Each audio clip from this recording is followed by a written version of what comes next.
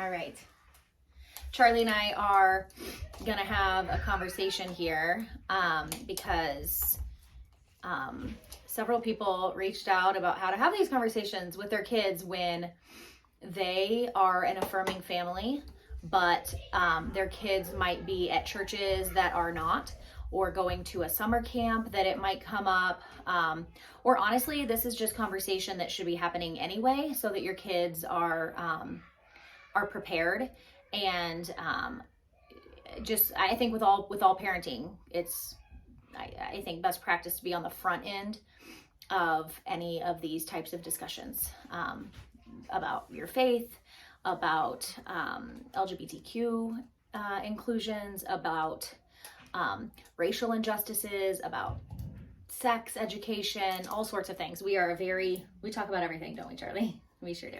Okay, so as you probably know, Charley already goes to a church where it is okay and we affirm people being gay or transgender. Do you know what transgender means? Remember, transgender is when you're born and your body doesn't match what it feels like. So when you grow up, you keep thinking like, I'm a boy, but your body is a girl. Your body looks like a girl. And so it feels like it doesn't match. So when sometimes people are transgender and they choose to not change their bodies, and sometimes they choose to change their bodies to help it match what they feel like on the inside. So that's what transgender, do you know what it means if you are gay or homosexual? Do you know what those words mean? I know what gay means. What does gay mean? That a boy and another boy like each other. A boy and another boy like each other. They love each other, right? And sometimes the word gay is also used for girls too, but a more specific term would be a lesbian. That's two women who like each other, or a woman who likes another woman, right? Or you can use the word homosexual, or you can use the word queer. Queer is something that kind of a word you can use for everything. So I'll just say the word queer when we have that conversation, okay? Because queer is kind of the umbrella term. It could mean gay, it can mean transgender, it can mean asexual, it can mean all sorts of different things. Okay? Mm-hmm. So let's say you go to a church.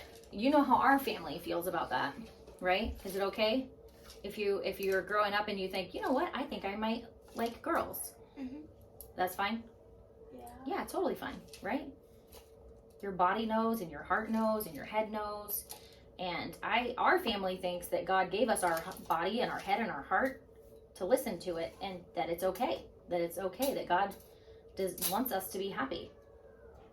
But when you might go to a church with a friend or to a summer camp, and they might say something else. What do you think the opposite of that is? Or what do you think you might hear at a church where they don't think that? Gay people can't go to a church? Yeah, they might say so usually they won't say that gay people can't go to the church. They can't speak. They can't be leaders. Yeah, that's something that definitely happens. They might say that it's a sin. Do you know what a sin is? No, we don't spend a lot of time talking about that, do we? A sin, a lot of people have a lot of different ideas. That's another whole conversation we could have about what is sin. Sin is something that you do that is bad, that separates you from who you are and who God wants us to be as humans. So some people will say that being gay is a sin, that that's not what God wants. And they say that God wants only a man and a woman to marry each other, right? But we don't believe that. And part of that is because we know lots of people who are gay, and they love God and they love each other, and they have a great relationship. And it's just like when mommy and daddy get married, right? It can be the exact same. We have lots of friends like that, don't we?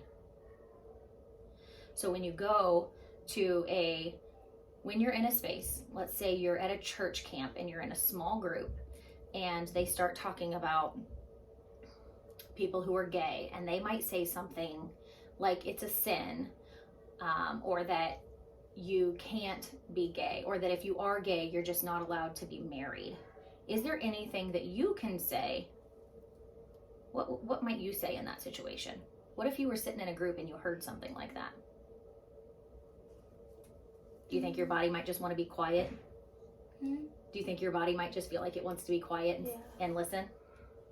Yeah. That's okay. So some people are going to be challengers. That's what I do. I'm a challenger. I'd be like, what? That doesn't make sense. Other people like you might just listen back, and inside your heart, you might be thinking, that doesn't sound right to me. So in those situations, you can just say that. There's a couple things that you can say. If they ask you to talk, you can just say, that's not something that my family agrees with. And you don't have to say anything else. You can just say, that's not something my family agrees with. Or you can say something if you want to take it, or like this, okay, this would be like if you have older kids, like if I was having this conversation with Jackson, I would give him some other things that he could say depending on what he felt like saying at the time. So you, Charlie and Jackson, if you wanted, you could challenge it a little bit more and say, I think that type of, those beliefs are harmful to people. You could say that. I think those types of beliefs are really harmful to other people. Or if you want even more of a challenge, you could say something, and this is for adults too, when you hear these kinds of things, you can say, I'd like to challenge you on that. Do you know people who are gay who have strong, committed relationships, that they are committed to each other and they are committed to their faith? That sounds exactly like what God wanted in the design of marriage.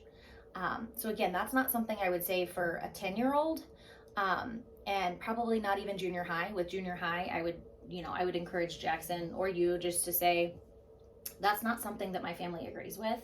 Or you can say, I think those types of beliefs are harmful for people. And that's it. And that you don't have to say a lot more. The important thing, Charlie, is that it's important to know that in those situations, that there are probably kids in the room who think that they might be gay. How do you think it would feel if there were kids in the room who were thinking, I might be gay, and at the same time they were hearing that they are wrong? What would that feel like? Bad. What else? What other words would you use to describe that? Harmful. Like that they were doing something wrong? Yeah. And then they question everything about, like, do I have the right feelings? Is something wrong with me? Are my parents going to be mad at me? Is my church going to be mad at me? So that's why it's really important for people who are allies. An ally is someone who isn't necessarily queer themselves, but stands up for other people. And that's why it's important for the allies to speak up. And because it could be you saying, that's not something my family agrees with. And then they might feel like, oh, okay, maybe I'm not wrong. Okay? Mm-hmm. So honestly, that kind of carries over for any kind of situation, right? When you see somebody who might be hurting because they're being made fun of or because people are questioning them, that's something that an ally can do, is go talk to them and say, hey, just wanted to let you know that you're not alone.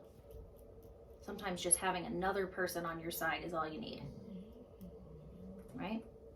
So what will you do after we had this conversation? I did a lot of talking at you. So when you're hanging out in your room or you're doing stuff by yourself, you might have some questions that come up. What do you do in those situations?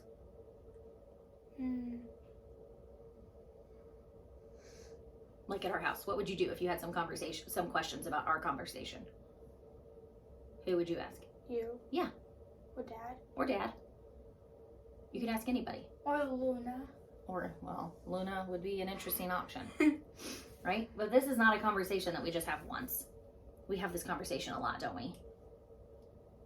But it's good to have it a lot. It takes a lot to learn, and it takes a lot of practice. And as you get older, what you feel comfortable saying will change.